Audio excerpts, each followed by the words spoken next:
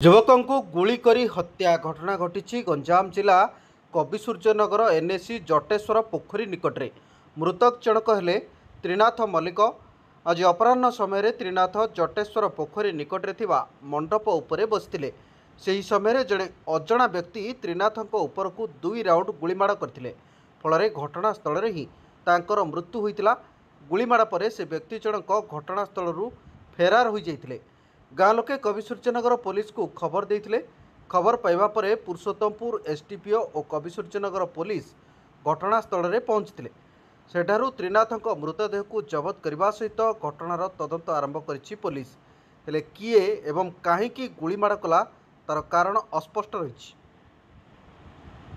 प्रणाली गला 4टा रहा शुणा मुझे आसिल तो 5टा पाखे आसिली केतुटा गुली बाजी कान पटे पछपटे बाजी आखपट तो ब्लड भारी पड़गला आसती सुदूर दल कालिया दल आगुरी पूर्व तार ना बटी मागिकी चाउल बस्ता आसला ये शुणु तो बाटला आकरण जगन्नाथ मंदिर डाकिले 7-8 देखिले पारि पारे पड़ा आसला राति 9टा बेल डाकिले वर्ष तले